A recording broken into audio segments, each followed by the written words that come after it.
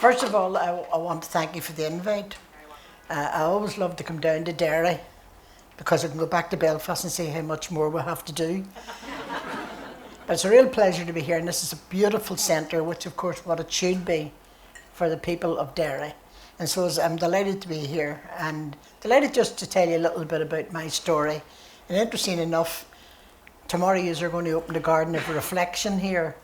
And you know, when I reflect back on my life, I can hardly believe the road I've gone down. And I suppose there's plenty of people in the room the same way. I was born, as Sharon says, I was born into, by the way, I have to correct you, I was not born on the Shankill Road. I'm very proud of the fact that I was born on the Grosvenor Road, just in the shadow of the Royal Victoria Hospital. I was born into a family of 7, my mum and dad, 9 of us in a little 2 up, 2 down. I know you'll understand what I mean by that. Conditions were appalling. No such a thing as hot water. The toilet was like going on safari. You had that far to go down the yard, and you would have needed a ladder to get lifted up onto the toilet. And it really was, we didn't live in the best of conditions. We lived beside what we called the Blackie River. It was the Blackstaff River, but when I was young I thought it was the Blackwater River because there was a street beside it called Blackwater, so therefore I assumed you called the river Blackwater. And twice a year we were badly flooded. Today it's the West Link. So next time you're going to Belfast and you're driving over the West Link and you come down to the roundabout just at Broadway, I was born not too far from there. Twice a year we were completely flooded. One time we were flooded to a depth of 5 feet. Everything in the house. But ordinarily it was just maybe 1 or 2 inches. But the thing that I remember about being a child, I was born just before the outbreak of the Second World War, and honestly it was not my fault. That was one fight I didn't start. My dad went off to fight in the army, and my middle brothers and sisters were evacuated. My youngest sister wasn't born at this stage, so it was only me and an older sister. She was too old to evacuate and I was too young. And when the air raids and all came, we used to go up what we called the coal house, which was a little thing off underneath the stairs where people did keep their coal. And my mother used to put me and our city up this when there was any sign of an air raid coming. And one of the things that I think I'll never forget was the fact that crawling in it was these big clocks. And when we, apart from that, when we used to come down at night to go to the toilet, our house would have been completely crawling with these clocks, dozens of them. My father used to put down a small saucer of Guinness, and the clocks drank it and flipped over on their backs. A good use for Guinness, but I was terrified of them, absolutely terrified of them. And a couple of years ago, when just after I went into the House of Lords, I was asked to go and speak at this very posh WI event in England, and I happened to tell that story. And that was okay, moved on and continued what I was saying. And afterwards this lady came up to me and says to me, "Could I ask you, Lady Blood?" "Yes." She says, "What was your clock doing on the floor?" I forgot in England they're so posh they call them cockroaches. But whatever you call them, I hate them. But I was born into that kind of a family. But I was born into a family where trade union rules were the rules. My father was a communist. My father didn't believe in church or anything like that at all. My mother was totally different. My mother was a lovely, quiet woman who taught us to go to church and taught us to go to Sunday school and all that. And so that was the way I was reared. But I was also reared with very important things. I was reared with the fact that you didn't judge people by their religion or the colour of their skin or indeed how much money they had. The people were people. And my dad was always preaching that to us. In our house, the union rule book would have been more readily read to us. But I was always being told, I was born into a rather unique situation. I was born in a mixed area. Now what do I mean by mixed? Protestant Catholic living side by side. Today when you talk about anything being mixed, you have to be careful that you mean a man and a woman. You know, you have to be really careful about that. You can be pulled up for it. But I was born into what we called, we didn't call it, it was our area, a mixed area. So our next door neighbours were Catholic, across the street were Catholic, I had a Protestant chum live beside him and all this, and we all worked together, you know. And I think as a child, when in 1948, the Americans, just after the war, the Americans sent us these big boxes of red apples. And every child in primary school was allowed to go down and get 2 large apples. Now, I'd never seen apples this size, never. So myself and Jerry McKeown, Catholic lad, lived facing me. He came with me and we went to the little school in Sandy Row where I went, and we got 2 apples. And then I came home, left them in the house and went with him to St. Paul's on the Falls, and we got 2 more. And nobody asked you who you were. You were just getting the 2 apples. And you know, that's probably, you know, I've been accused of looking at life through rose-tinted glasses. Well, if that's the case, I'm delighted. I was born in that kind of a situation. I went to school, I passed 11 plus, and everybody talks so much about today, the selection process. I passed 11 plus and I wanted to be a school teacher. Now I can't ever figure out why I wanted to be a school teacher, because I hated school. Absolutely hated school. In fact, I was more often in detention than I was anywhere else. And but I passed 11 plus, I wanted to be a school teacher, and my father put down Grosvenor High, which was one of the few grammar schools in those days that taught a foreign language. And I said, no, if I can't go to Methody, I'm not going anywhere. And so I continued the next 4 years at the little school in Sandy Row and wasted the next 4 years of my life. Absolutely hated school. I was never out of trouble. I was more often in detention than I was anywhere else. And I very often quote this, particularly when I'm talking to young people. A fortnight before I left school, the assistant principal sent for me, and she said to me, you're a hussy and you'll never be anything else, only a hussy. And I ran all the way home. I thought it was a compliment. I didn't know what a hussy was. But when I got home, it was a different story. My mother wanted to know what I had been up to. Now, I often say if that headmistress thought I was a troublemaker, she was quite right. All my life, I've been a troublemaker. I found as a woman, and this is not a sexist remark, but I found as a woman, if I didn't make trouble, nobody remembered I was there. So, and I remember one time years and years ago listening to a lecture on the European Parliament, and the guy who was giving the lecture said there was a vote done around Europe who was the most popular MEP, and it was Ian Paisley. And the interesting thing about Ian Paisley was he only attended twice a year. Now, why was he most popular? Because every time he was there he caused a row, and the television cameras were there. So I thought to myself, that's not a bad idea. So if I went to something, but anyways, just to move on, I left school at the age of 14 and on the Friday afternoon, and I went to work in the local mill on the Monday morning. That's just what you done when you were at my age and with just very, very poor education. And so I went to work in the mill. The next 5 years was like any teenager's life. We just lived for going out to dances, out to the cinema, all them kind of things. When I was 19, I must tell you this, when I went into the mill on the Sunday night before I started work, my dad said to me, now listen, when you go into the mill in the morning, you'll be asked to join the trade union. You're not to.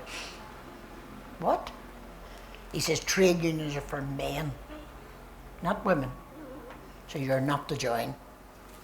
I went into them, I wasn't half an hour in the middle, and somebody come along and says, look, we have 450 here in the mill, in the union, are you going to join? Yes, of course, I wasn't going to be the outsider. And it was only a shilling a week, as we called it in those days, so it didn't really matter. My dad didn't need to know. I was paying the shilling. So for the next 5 years, that was all right. As I say, grew up quite happy teenager, a lot of mates, a lot of fun, and I lived in this mixed area, which saw no hint of what was coming down the road. When I was 19, the union officer came up to the mill to hold a meeting to say that there's no doubt about it, the mill owners just used us as fodder. We were just there to earn them money. We weren't there for the money, we certainly weren't there for the conditions. But anyway, we were having this union meeting, I don't remember what it was about, and I always sit at the back. Church, I sit at the back. House of Lords, I sit at the back. Why? Because as a good trade unionist, I think that's the proper place to heckle from, the back. And I was at the back of the meeting, made some remark, and the guy said, the officer said, would you like to come up and say that we didn't all hear it? I went up to the front, made the remark, and the meeting broke up. And he came over to me and he says to me, hold on a minute, he says, you wouldn't like to be the shop steward? I says, you got it in one. I wouldn't like to be the shop steward. Because in the mill you weren't known as a shop steward, you were known as a shop stupid. Because everything was your fault. Didn't matter what it was. Even you got a raise, it was never enough. If you got the hours changed, it wasn't enough. It didn't matter what it was. But he said to me, look, this firm's getting away with murder, which is what most of the textile industries did in those days. He says, they're getting away with murder and we need someone here. Would you take the job for a month? Now, I'm sure there's people in this room know what that feels like. Somebody approaches you and says, you wouldn't be the chair of this committee for a month to get it going. And before you know where you are, it's 15 years. And I said, okay, a month didn't sound too bad. My dad didn't need to know about it. End of story. I went back up to my place of work and I was sent for by the manager. And he said to me, I understand you're going to be the union rep. Yeah. Right, he says, a couple of points. One, all money, in those days you collected the sums, they weren't taken out of your wages. You'll collect all this money outside the mill gate. You'll mark all cards outside the gate. And he says, any complaints outside the gate, anything you have to deal with outside the gate. There'll be none of that done during working hours. And he really was really animated about it. And he said to me, and the last thing I want to say to you is, I worked in a bonus scheme. Wages were very poor, and the only way you could make your wages anyway decent was to earn a bit of bonus. He says, the last thing I want to say to you is, he says, if you take this position, it won't be in your financial interests. In other words, he was going to make sure I got all the bad work, and I wouldn't earn bonus. And I remember coming out of his office that day and saying, right, if this is annoying him so much, that's for me. And I became the shop steward. And it's the best thing I ever done. I rang the officer and I said, look, I know nothing about this. I will only take it on one condition, that I get proper training. And he said, fine, because it just happened at that time the new law had come in that you were allowed paid time off to study. And so therefore, once a week I went to the tech down at the Black Man in Belfast to study. And I went down, I found myself, big challenge, I found myself in a male-dominated world. I went into the class, I was the only woman in the class. When we went to rallies, I was practically the only woman there. When we went to conference, I was probably one of about 2 women. I remember Ines McCormick and I at one time being the only 2 women at a conference. But you know, that didn't stop me, because I never can understand women saying, I couldn't do that, it's all men, I couldn't do this. You know, I remember I was on a committee in my union, there were 23 men and me on it. And I remember one of my friends saying to me, I don't know how you do that, May. I couldn't be the only female in a room full of men like that. And I said, look, the way I look at that is, there are 23 men and me on the committee. That's about equal. And that is probably the way I've always looked at things. I've never been daunted, I've never been put off by the fact that there's this imbalance. You know, people, particularly when I go out to speak to women's groups, they'll say to me, do women make better leaders? No. No, women don't make better leaders than men. They make as good leaders, but they don't make better leaders. And I have to tell you, some of the most progressive people I've met in my life have been men. Some of the bitchiest have been women. And I think, you know, that's just something in our gender we have to deal with. So anyway, to fast forward on a bit, I started to do all this training. I started to take up issues in the mill around wages, around conditions, around, in those days, health and safety was only 2 words in the dictionary. They didn't apply on the factory floor. And I can tell you we had very dangerous equipment, but there's no such a thing as health and safety. And so it was beginning to get all that into people's psyche. It was beginning to get the members to actually, if they were injured, to actually take a claim. The fear was if you took a claim, the first redundancy, you'd be the one out through the door. So people hesitated. It was getting them past that. And over a period of years, we got all that done. Now, if you fast forward in my life to 1969, I was on the Falls Road that night, that Thursday night in August. And I was up visiting one of the girls who'd been injured in work. And I was on my way down the Grosvenor Road and there were petrol bombs flying and I couldn't understand what was going on. What was happening? All these things. And when I came down to my own door, I mean, the place was in turmoil. And I said, what's going on? Oh, there's rioting. Now, for the next 3 years, well, about 2.5 years, we had rioting every night in the week. It was where the troubles actually started in Belfast. And we had, really, you had to be there. You know, You had people moving out. Where did they go? You didn't know. You had lorries coming in the middle of the night and moving families out. You never heard where they went or what happened to them. And there was all that fear. And the rumour that went around that time was that they were coming in to shoot all the Catholics and give all the Protestants the houses. On the other side, they were coming in to shoot all the Protestants, give all the Catholics houses. Now, we know now none of that was true. But it was a way, and there were people on both sides fermenting that trouble. As a trade unionist, we tried to put a committee together, which is what most trade unions do. It didn't work. We just couldn't hold the area together. And in 1971, people had barricaded themselves into the different streets. Along the Groven Road, if you know it, was the Catholic side. They had all been barricaded in. On the Protestant side, people started to barricade the streets in. And to go to work every morning, I had to climb over the barricades and on to work. The interesting thing was, we climbed over the barricades. The Catholic women climbed over the barricades. We went up the Royal Hill together to work. We worked all day together. We came down the hill at night. They went over their barricades, we went over ours. And on a Saturday morning, because the barricades on the Catholic side stopped the Catholic women shopping on the Grosvenor Road, we used to go up on a Saturday morning, get the list and the money, reach over the barricades, go and get the messages and come back and hand the messages over the barricades. That's how much we were enemies. It was nonsense. But there were people making political capital out of the fear. And I was fairly outspoken about it.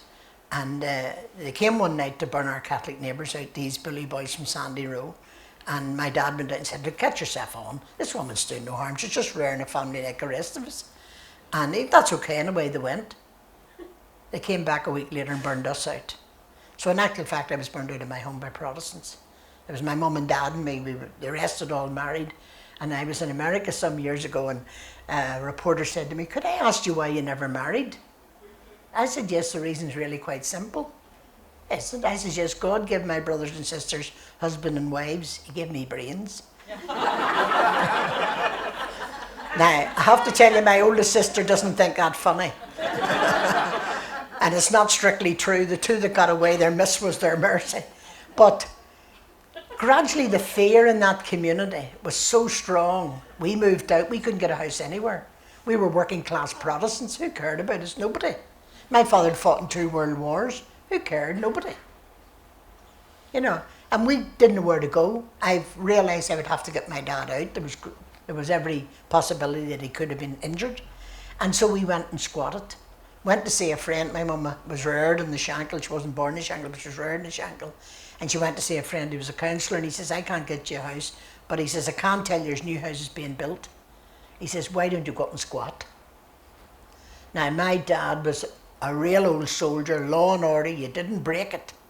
You didn't break it, and squatting was breaking it. But eventually we got moved out, and we moved into a beautiful flat. My mother thought she'd landed in Hollywood.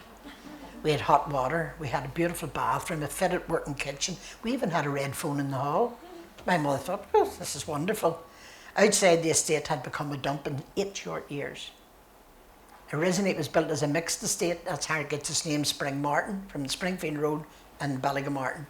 And in 8 years, one weekend, it was just destroyed. We're coming up actually to the anniversary of that weekend, this weekend, which was set off by the White Rock Parade. And so all that was happening. And again, we decided to put on a committee to see could we make a difference. I have to say there were 12 women and 1 man in the committee. Now, why did we have 1 man? Because he was good at writing letters. And he was about the only one among us who understood a computer. And so we started to do all this work. How could we get the estate changed? How could we do this? How could we do that? And gradually I was told that I would have to have a 5-year business plan, and I would have to cost it. I said to the person, "What the devil's a business plan?" "Well, you'll have to put down all the things you want and cost them." All right. Fortunately, through the trade union, I had contacts who could do that. And we put forward a 5-year business plan. I have to tell you, the bulk of that plan took us 10 years. And one part of it, which was a football pitch for young people, it took us 40 years. We only got the football pitch 2 years ago. So, you know, things don't happen that quickly, you know, and sometimes you just have to ask yourself why. So if we fast forward on anyway, I was deeply involved in community work. I've always been a voluntary community worker, deeply involved in that, deeply involved within the trade union movement. learning how to put the case forward, how to do public speaking, how to speak on behalf of people. I was on the tribunals negotiating for people. So all those things filled my life. My mum and dad died in the 1 year in 78, 79. So, and I was on my own, I had plenty of time to do things, and I began to get more and more involved, particularly in community work. I've always been fascinated by community work and how local people can make a difference. And I firmly believe that. You know, people today, and I'm sure you've had it with this project, you get the money and you bring in the experts. But actually, who really knows what makes this place work is the people who will use it, the people who will come in, the people who know the services, the people who know what they want. And so we began to do a lot of that work. As I say, in the 80s in Belfast was particularly, and I know it was here, was particularly hard, really, really difficult time. And we went through all the angst, and we still are in Belfast going through the angst of the parades and all that kind of thing. And it was one of those times when you were just holding your breath. Every morning you got up, there was another atrocity, and you just hope to God forgive me, but I hope it's not in my area, because you would have to start all over again. And so those years were really, really difficult years. But in them times, I began to build up, probably unknowingly, a profile. And people in the 90s, people began to talk about me speaking at conferences and things like that. In 1990, the mill closed, and I probably was the biggest thing in my life. I was 38 years in the mill, and it was hard work, poor conditions, but the best of friends. And you will never get anybody like a mate that worked in the mill with you. And any mill worker you speak to will tell you the same thing. It was a community within a community. Now, I worked in a mill that was predominantly Catholic, but that didn't matter. During the 80s, when the troubles were really rife, and we got out of the mill sometimes at night simply because our Catholic friends that we worked with made sure we got up to safety. And it was really all those times it was happening. In 1990, the mill closed, and I thought my world had ended. What was I going to do? It was like a death.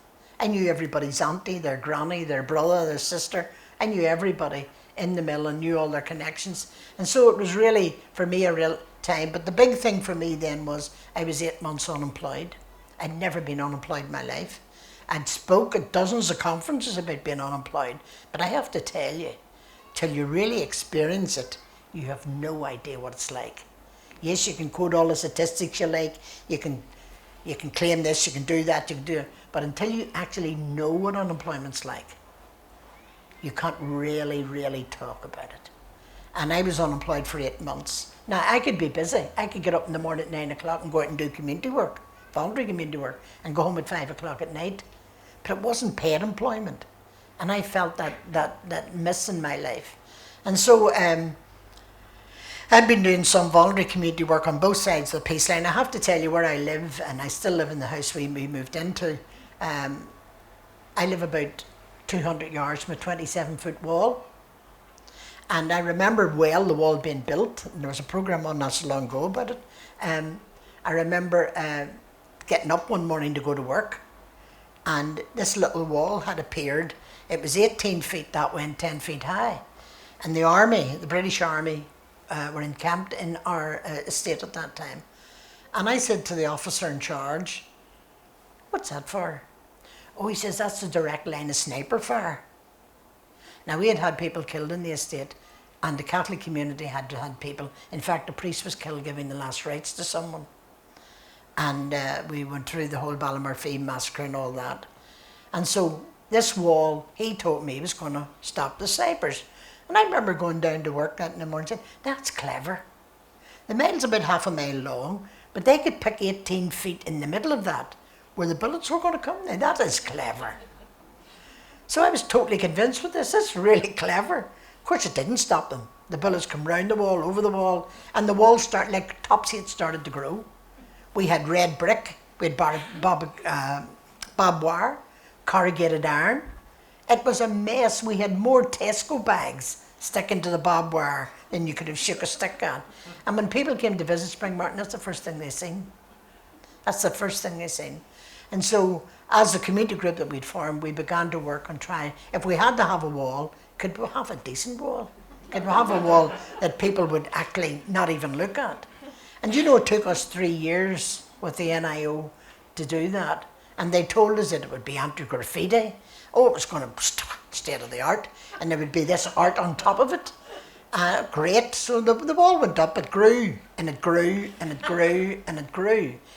It was 18 feet tall. And then they decided to put 9 feet of an extension on it. And that was going to be the art. Now, I'm not into art, but if that's art, and there was these big grey half moons with this wee yellow bit in the middle. It looked like people were peeking over the wall at you. And we were told that would be a temporary thing, and once everything calmed down, they could be removed overnight.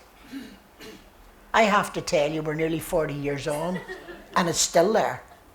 And when I went to one of the secretaries of state about 2 years ago to see could we have the extra 9 feet taken down, just let's see what would happen.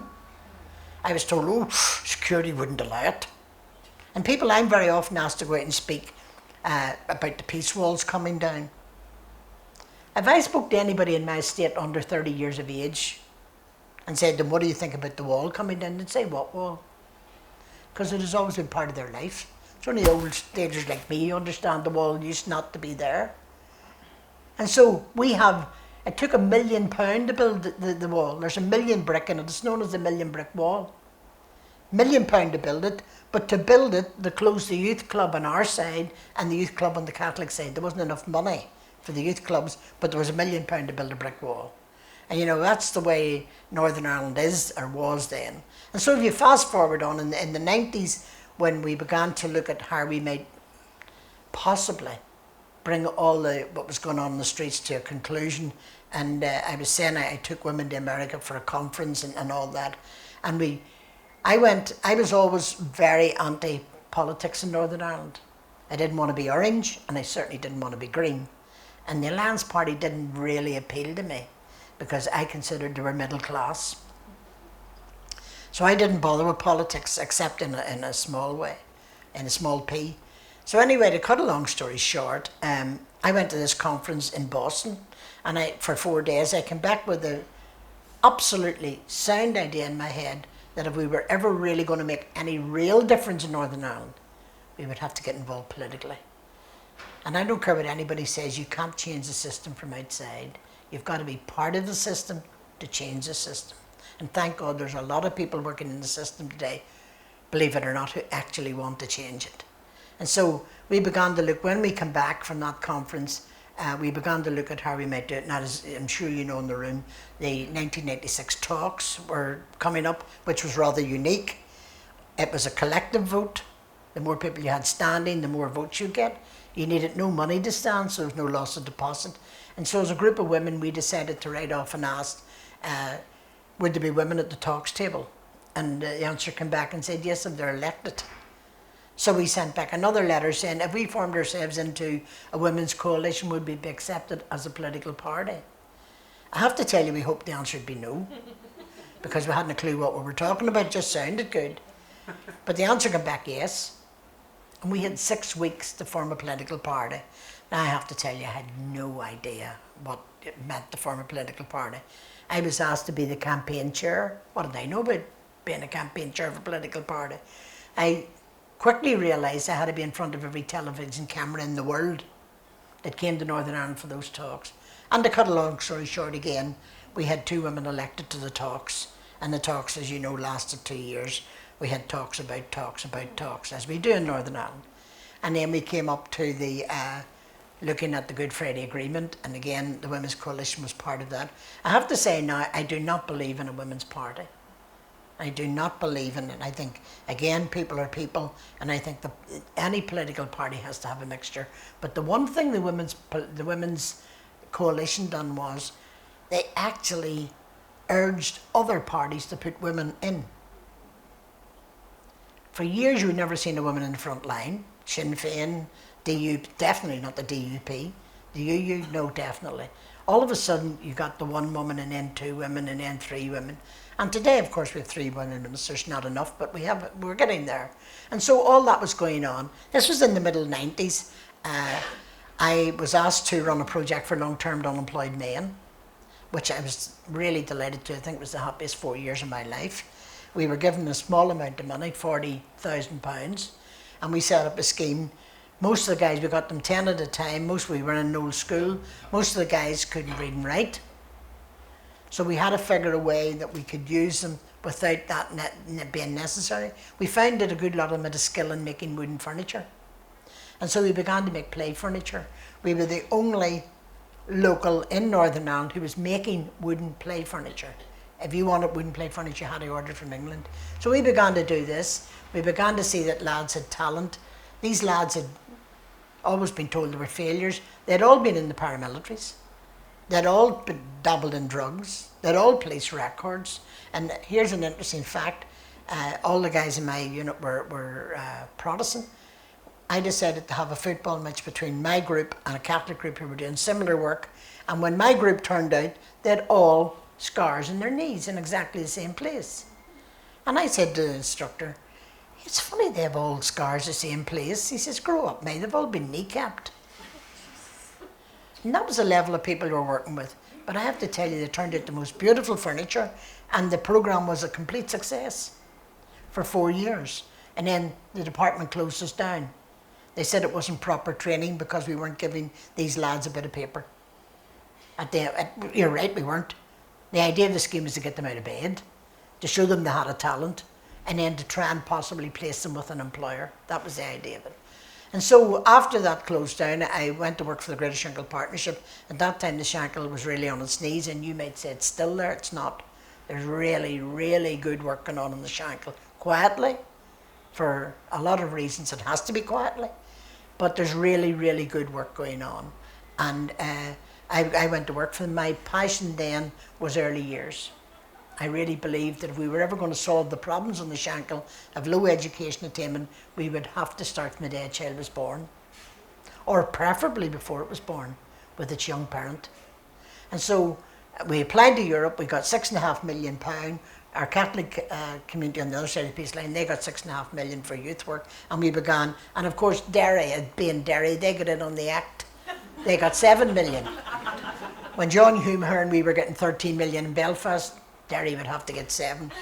Now it was John Hume, Paisley and Jim Nicholson got us the money, so we couldn't complain about that. But I'm never quite sure what Derry done with the money. But anyway, that's another story. We started our early years, and I was saying before at lunch, I was told it wouldn't work because we were only community people, and what would we know?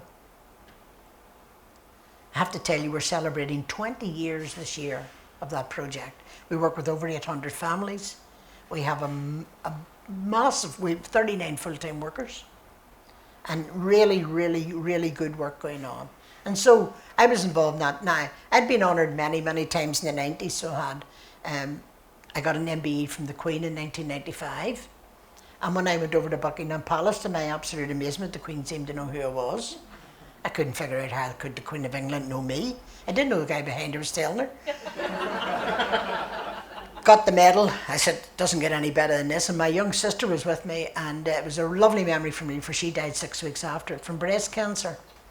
And since then, I've had many, many honours. 1987, for instance, I got a marvellous piece of glass from people in Boston. It's called the Dumfries Citizen Circle, and they give it all over the world. And I was really honoured to receive it when I consider that the like of Nelson Mandela, Desmond Tutu, Mary Robinson, people like that have got it ahead of me. And I always like the citation on it. It says, given in recognition of someone who's made a contribution to world peace. And it doesn't get any better than that. 1998, I got an honorary doctorate from the University of Ulster. They were going to put a gown and a mortarboard on the hussy. And in 1999, I got an honorary doctorate from Queen's University. And in 2000, I got one from the Open University. So I have 3 honorary doctorates, and I tell everybody I'm Princess Charles Backing Group, I'm the 3 degrees. It's interesting, I was introducing someone at a teachers' conference last year, and I thought, you know, I have 3 honorary doctorates. She's 30. Cheek of her, having more than me. So honours to me have, you know, and I really feel guilty about it because so many people have done such fantastic work, and I've never got any recognition for it. Now, I was coming up to 61, and I'd always promised myself I'd retire at 60. I believe you move on and you let young people take over. And I'd give my notice in. And Jackie Redpath, who was my boss, he asked me to stay till he got somebody to take a place, not a problem. Mo Molan was the Secretary of State at the time, and Mo was a great personal friend. Great personal friend, long before she became the famous Mo Molan here. And Mo's always asked me to do little things in the background of the peace process, to go into prison and talk to loyalist prisoners, make sure they stayed on board and all that kind of thing. And one day I got a phone call from Mo's office to say, I need to come up and speak to Chris, her PA. He came up and I assumed he was going to ask me to do something, and he says to me, look, May, there's no easy way to say this. You're being offered a title. You're being offered a peerage. I says, what's that when you're writing home? He says, you're being offered a seat in the House of Lords. I says, what'll I do with it? I thought they were going to give me a chair. And as a woman, I was trying to figure out what room in my house the chair would fit into. But he explained what it was. Chris was a huge honour. It's the highest honour the country can give you, and no woman in Northern Ireland had ever been offered it. And I said yes right away. And then I went home and walked the floor. What had I done now? Sometimes I say yes to things, and I say to myself, God, why did I say yes to that? But anyway, I rang him the next morning and said, look, I've changed my mind. I'm not into titles and robes and all. I had no idea what the man was asking me. And he said, it was Tony Blair put me up for. Tony Blair, he says, the Prime Minister realised a big step for you, and he's very kindly granted you 3 days to think about it. Now, I very often say I don't believe Tony Blair was walking the floor, but it'd be nice to think he might have been. But anyway, I went away, and I have a very strong Christian faith, and I went away and I prayed about it. And somehow or other, I knew this was what I was to do. I just knew this was another door. I've gone through many doors in my life, but I just knew this was another door I was to go through. And so I phoned him and said, go ahead. And I want to leave time for questions, so I'll not go down. But going into the House of Lords was really a big step. For start off with, I didn't even know where the House of Lords was. Big step. When I got there, you get introduced, and they don't give you a programme of work. Nothing like that. You just go in. Everybody looked so busy. Everybody looked like they knew what they were doing. And I have to tell you, the first year was the loneliest year of my life. I really thought I'd made a mistake. And I said, I'll do a year. Nobody can take a title off me. I'm Baroness Blood for the rest of my life. And the first year was very lonely. And I just wondered, had I really made a mistake? Had I let my pride take over? I said, I'll stay a year. Nobody can say I haven't done what I would do. I'm just finishing 16 years in the House of Lords. I can hardly believe it. It has opened up the world to me. And I've been able to introduce Northern Ireland. Northern Ireland, it's my greatest delight when Northern Ireland people come in and I'm able to show them around. The House of Lords belongs to us as well as everybody else.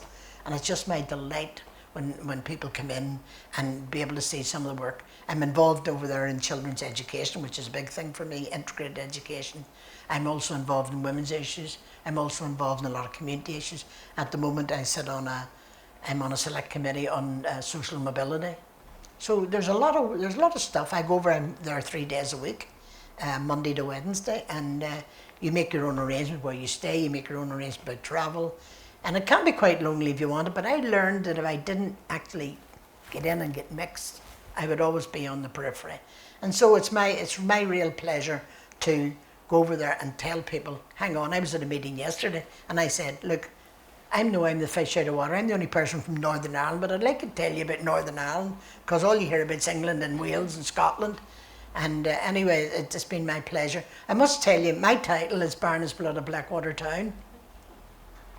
And when I accepted the title, you're told, you get a letter from a man called Gardner who said, have to set your title. Now, what do I know about setting a title? And you're not allowed to ask anybody. It's all a big secret. You're not even allowed to tell a friend that you're getting this till the Prime Minister announces it. So anyway, to cut a long story short, I said, right, okay, you have to get a map out and you have to look at a place in Northern Ireland and you say, that's where I want to be called. So I looked at the map and there's a place called Blackwater Town. In my mind, I thought I was born beside the Blackwater River. It wasn't until I wrote my book in 2007 I realised it was the Blackstaff River. But I thought it was the Blackwater River because we called it the Blackie.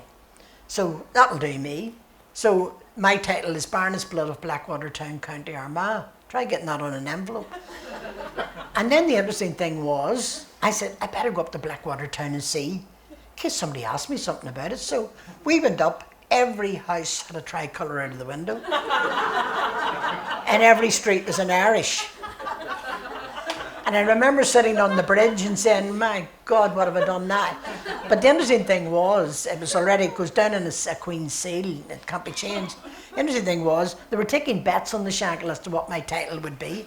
Would it be and I mean, real, they were taking bets. Would it be Baroness Blood of the Shankill, Baroness Blood of Ballygamartin, Baroness Blood of White Rock, all that. And when it came out, I was sent for by the Brigadier, and he said to me, why did you take a Republican hole like Blackwater Town? Now, Blackwater Town, the history of Blackwater Town was in 1969, it was 99% Protestant. There was only one Catholic family lived in it. Today it's the exact opposite. There's only one Protestant family lives in it. And I have to say, when I went up, they treated me like real royalty. But I went in, this guy said, what made you take a Republican hole like Blackwater Town? I said, it's really quite simple. Is it? I said, yes, I'm claiming it back for the Protestant people. Now, that's not strictly true, but he didn't have the brains to know that. And I'm rather proud of the title. The people in Blackwater have been amazingly good to me. John Campbell, who was the mayor of Armagh for a long time, John, we still remain friends. And I'm rather proud of the fact that they've been there. But I remember, you know, people asking me, you could ask all kinds of things when you're being interviewed. I mean, somebody asked me a couple of months ago what was the best thing that had happened to me that day. I said the fact that I woke up this morning, which is quite true. But the point about it is, I'm proud to be from Northern Ireland. I'm proud to represent the community. Someone came up to me a couple of months ago at a meeting and said, May, I just want to thank you for representing both sides of the community. I says, I don't represent both sides of the community. Oh, do you not? I says, no. As far as I'm concerned, there's only one community in Northern Ireland, and that's the people.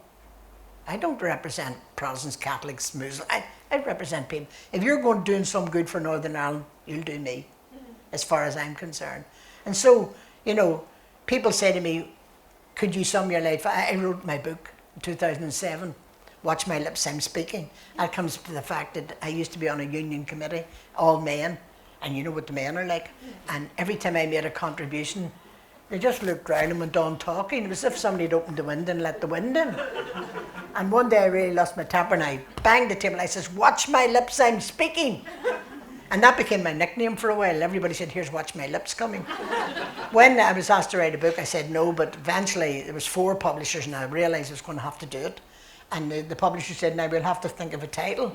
I said, well, I've got a title. He said, you were never going to write a book, but you have a title. I said, yes, Watch My Lips, I'm Speaking. They published 4,000 copies and they said it was only a Northern Ireland book, but I'm rather proud of the fact that the book has travelled all over the world.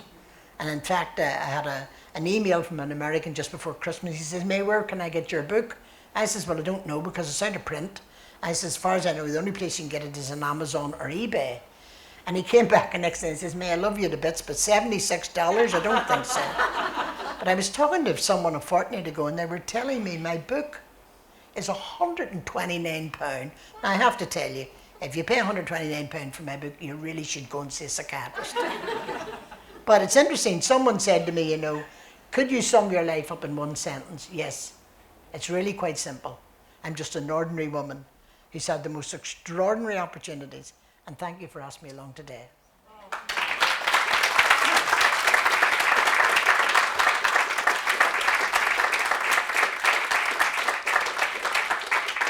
Now you can ask questions as long as they're not expenses. Anybody any questions? And just stand up and speak up as well, please. Thank you. Go on ahead. Margot Harden. Not so delighted here today. Every year on the first Saturday of December they burn Lundy just outside there. And I wondered if you had ever been accused of being a Lundy because you're quite outspoken in your community. Yes, I have been. Funny enough, yes, I made a programme several years ago and I was asked that question, and yes, I've been often called a Lundy, you know, because, you know, Americans particularly say to me, why do people go out onto the street and protest? I said, well, you've obviously never lived in a ghetto. Somebody knocks your door and says there's a protest in the morning. You make a decision to join the protest and be part of your community. You make a decision not to. You're the enemy in your own community, and that's a very dangerous place to be. And yes, I've been called a Lundy many, many, many times. How do you deal with them? I deal with the fact that It's just somebody trying to make capital. I'm not a Lundy. I'm not selling anybody out. I'm trying to help people. And if people don't see that, that's their problem, not mine. I'm definitely not a Lundy. It's something, I mean, during the height of the Troubles, I had my life threatened 3 times. I remember being particularly outspoken about something, not that it's like me. And I remember it being, and someone rang me up and said, don't order your Christmas dinner, you won't be around for it. I said, that's all right, I don't like turkey anyway. Now, such a stupid answer, but fortunately God has given me a very quick wit, what has allowed me to get out of a lot of places like that. I remember coming out to my car one morning and someone had stripped the whole bonnet with acid and left a little note saying, it's your car this time. I've been in the supermarket where my neighbours have spit on me because I've been outspoken. I mean, a couple of years ago we had trouble in the Shankill and there was £1 million of damage done. And the excuse for it was because of underachievement in education. And I was in the BBC and said, would somebody please tell me how wasting £1 million in damages is going to help underachievement in education? I went into the supermarket the next day and I had local women spit on me because I was a Lundy. That's not being a Lundy. And you know, I often quote here because I'm so proud of what Derry has done. They really have overcome the most massive problems. And the place, the city is just up and up and up. And it's really, in fact, I was speaking to a peer in the House of Lords yesterday about Derry as it happens. I just wish we could get there. Belfast is still a very, very divided city in certain parts. But we're working on it. And I have to tell you, we'll get there. We'll get there. I just wish Northern Ireland one day could be at peace with itself. Any more questions? Yeah. Who has had the greatest influence on you and your writings? You know, very often asked, had I a role model when I was young? And when I was a wee girl, there was no such a thing as a role model. I don't even remember the words. I suppose the person who would add the influence in my life when I was young was my mother. My mother was always a very quiet, determined woman, but she always told me, and I suppose she told my sisters, if you believe you can do it, go for it. Go for it. I suppose in latter years, people like Mary Robinson, Mo Molan, women who really made it there and who were not women in that sense, who were there for the community. And I suppose in that sense, it drives you on. I've met a lot of fascinating people in my life, particularly from when I went into the House of Lords. You know, when I first went into the House of Lords, I thought it was rich old men who sat and slept all day. And I always had the feeling that Mo Molan had something to do with me getting my title. I thought Mo actually thought I might get a rich husband. And you know, when I said, I always say, wherever you are, Mo, it didn't work. But, you know, I went into House of Lords and I found they're the most inspirational people I have ever met in my life. Quietly getting on with the work. For years I sat facing 2 people. One was Lord Campbell, who was one of the few men who used to advise all the prisoners in Colditz. He was in Colditz himself, and he used to advise on how to escape and all that kind of thing. Further along, there was a baroness called Park, and she was actually a spy. You know, when you looked at her, she's the most unlikely spy, but those stories are there. I mean, people say, we have peers in the House of Lords. Yes, some of them over 90. And some of them really doing a first-class job. And you know, people say about age and all that, it's a nonsense. Age is only a number. You know, I remember someone saying to me, I was at a community dance and somebody, God, may you're dancing like Jane Fonda. I said, yeah, quite right. I get up in the morning like Jane Fonda, but I go to bed at night like Betty Davis. And I suppose you find your inspiration where you find it. And I've met the most amazing people in my life. Is someone here? Yep. May I thank you for your inspirational talk. I was very interested with your reference to clocks. Yes. In your role in the House of Lords, can you stop the Tories turning the clocks back in this party? We're trying to. We really are trying to. There's a lot of work going on quietly. Unfortunately, we have elected reps over there who are more Tory than they are anything else, and they're willing to push it on. But there's still a lot of goodwill over in the House of Lords and in the Commons for Northern Ireland, and we garner that, and we do our best to push on. And I think, you know, It is. I mean, take integrated education for instance. I've been laughed at many times for I travel the world fundraising for integrated because it's not the answer in Northern Ireland, but it's part of the answer. Kids get mixed up from an earlier age and learn that they don't have all these things that we're told in later life. I remember some years ago a young man coming into my Shankill office and saying to me, the Peace Wall, which all the visitors go to see, the Cooper Way one, which is the famous one, could you ask the Northern Ireland office to take out a bit and put glass in? Glass? Yeah, he says, why? He says, because when I was a wee boy getting reared in the Shankill, he says, my mother taught me that the people on the other side of the wall were aliens. And he says, I used to climb the wall to see, could I see the aliens? If you put glass in, we could see we're not aliens. So there's a lot of good thinking going on and a lot of really, really good work going on. And you know, I always say to people, sometimes Northern Ireland drives me to despair, but sometimes I say, you know, there are more good people here than there are bad, and we will win in the end, there's no doubt about that. Yes? And thank you for your contribution and the funding for integrated education. I've been involved in it myself. But it sort of disappoints me that it's been going, you know, from Langley College way back in the 70s, and somehow the percentage is only 7%. And, you know, in the rural area, you have 2 primary schools, Protestant and Catholic, an ideal opportunity, first of all, to get them to mix, and second, to save money. And it's just hard to believe that our politicians can't see that, not enough people can. Well, you see, in integrated education, quite right, it frustrates me. I mean, when I come into in the campaign chair of fundraising, and when I took the position up in 2002, I really thought we would get the 10% like that. Now, in those interceding years, we have raised around about £20 million, and we have pushed on. We're now at 64 schools. But you're really against big guns here.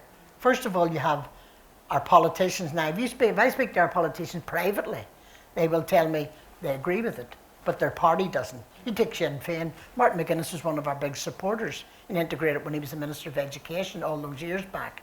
And I speak to the other ones in Sinn Féin, they will tell me the same thing, they support it, but it isn't our Collier policy.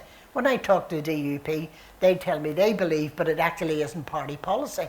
And believe you me, trying to change party policy is a hard job. But we will get there because every poll we have taken in the last 5 years shows that people in Northern Ireland want to move to that position. And you're quite right, it would save money. I mean, there was a thing done a couple of years ago and said it would save £1 billion pounds a year if we had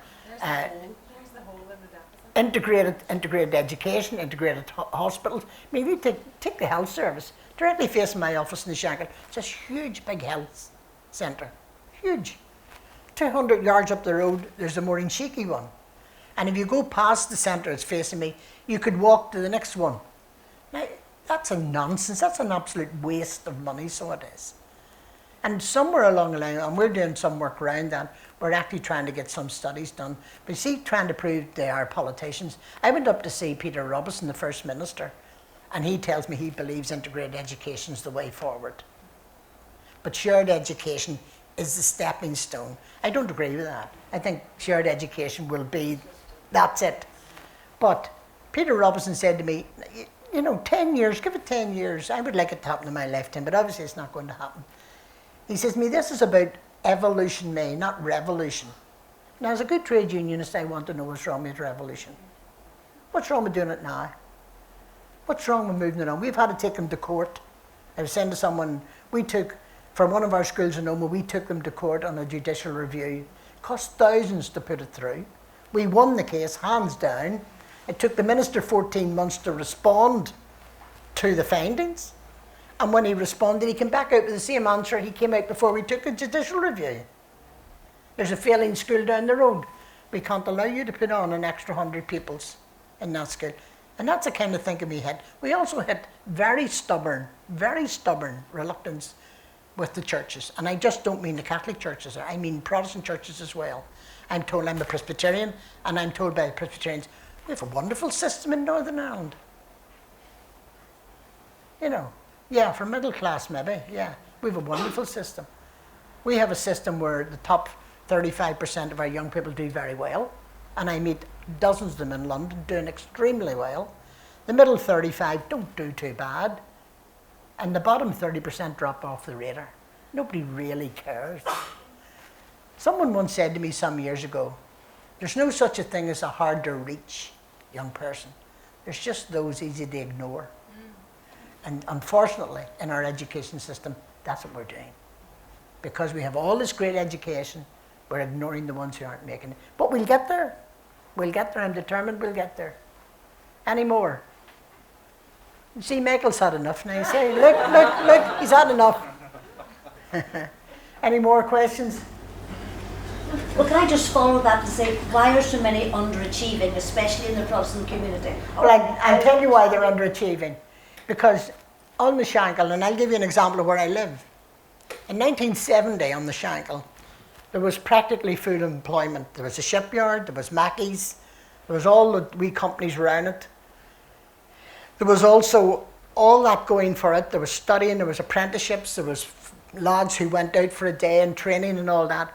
And within 3 or 4 or 5 years, 3 things hit the Shankill Road. 1, shipyard, Mackey's all closed down. 2, they decided to take down all the little 2 up, 2 down houses and build flats. People in Shankill said, no way, Jose. And there's a book wrote about it called The Rape and Plunder of the Shankill Road. And the 3rd thing that hit the Shankill was the Troubles. And those 3 things have devastated the last 3 generations on the Shankill. People now in certain parts of the Shankill believe education is a waste of time because there's no jobs anyway. Now we've got to turn that around. And also the paramilitaries on the Protestant side have a lot to do with it because they go about in the big flash cars, they have 3 or 4 holidays a year, the bling bling jewellery, and young lads say to themselves, he didn't work, why should I work? And we have all that to change. But that is slowly changing. On the Shankill, for instance, we've just launched a programme called The Zone, and it will work from children if they're not, they're 19, and bring in everything that's right. Now, it'll take 10, 15 years to do that. Changing it's not easy, but we have to do it. When we started early years, 20 years ago, one of the big things we really struggled with was teenage pregnancy. Today that's falling, really falling, because young women now are realising, get a good school, get a half decent career, and then have a child, and that's falling.